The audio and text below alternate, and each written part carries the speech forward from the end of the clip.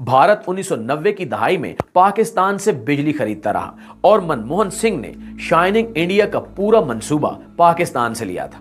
पाकिस्तान ने अपने इब्तिदाई दिनों में जापान को नकद इमदाद भी दी थी और जापान को आज तक ये भी याद है। हमने 1950 की दहाई में जर्मनी को 5 करोड़ रुपए कर्ज दिया था। पोलैंड के मुतासरीन को पनाह दी थी। सऊदी अरब में 1970 तक पाकिस्तान से ज़कात जाती थी और सऊदी शहरी खाना काबा में पाकिस्तानियों के रिज्क में इजाफे के लिए दुआएं किया करते थे। यूएई की तरक्की में भी पाकिस्तान का अहम किरदार था। हमने अपने तुर्क भाइयों की क़याम पाकिस्तान से पहले भी मदद की थी और क़याम के बाद भी। तुर्की के ज्यादातर उमरा फौजी अफसरों और सियासतदानों के बच्चे पाकिस्तान में तालीम हासिल करते थे।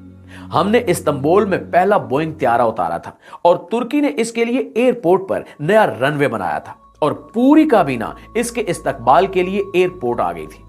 हमने मोरक्को, ट्यूनिस और अल जज़ायर की आजादी में भी किरदार अदा किया था।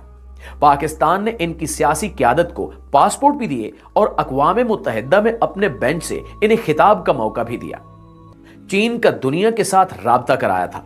पीआईए दुनिया की पहली एयरलाइन थी जिसने चीन की सरजमीन को छुआ था और मौजे तंग ने एयरपोर्ट पर आकर हमारी फ्लाइट का इस्तकबाल किया था। हमने मौजे तंग को जाती इस्तेमाल के लिए जहाज भी गिफ्ट किया था और यह जहाज आज भी चीन के म्यूजियम में पाकिस्तान के शुक्रिया के साथ खड़ा है। चीन और अमेरिका का पहला राब्ता और हेनरी किसिंजर और सदर रिचर्ड निक्सन के चीन के पहले दौरे का इंतजाम भी हमने किया था।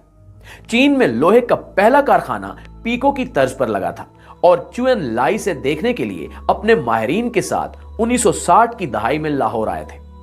ईरान की तरक्की और यूरोप और अमेरिका के साथ ताल्लुकात में भी पाकिस्तान ने इंतहाई अहम किरदार अदा किया था।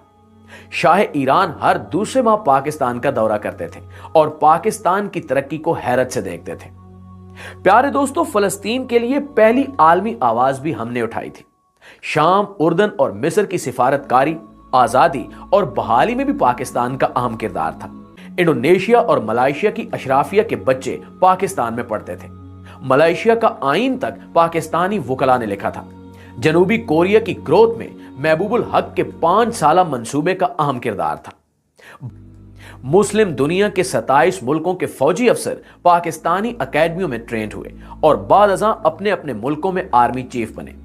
यूएई के फरमारवा ज़ैद बिन सुल्तान अल नहान 1970 की दहाई तक पाकिस्तान के दौरे पर आते थे तो इनका इस्तकबाल कमिश्नर रावलपिंडी करता था।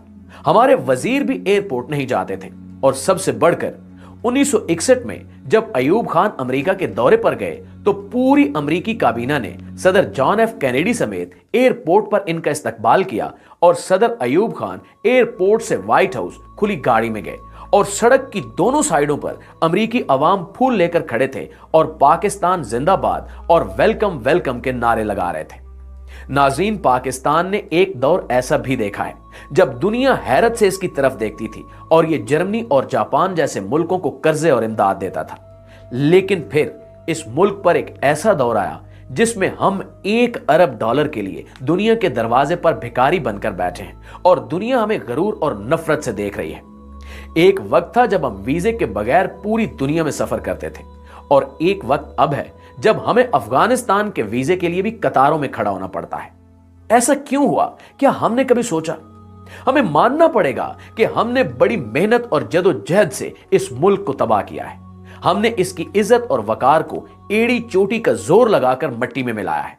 मगर सवाल फिर भी वही है कि क्या हमारे पास वापसी की कोई गुंजाइश है? जी हां, अभी भी वक्त हाथ से नहीं निकला। हम ताहाल एक कौम हैं और हमारा जोग्राफिया भी बहाल है। लिहाजा हम अगर आज भी नींद से जाग उठें, अपने हाल पर आज भी रहम करें तो हम 10-20 सालों में दोबारा इस लेवल पर आ सकते हैं जिस पर हम दूसरे मुल्कों को इमदाद और कर्ज दें। जी तो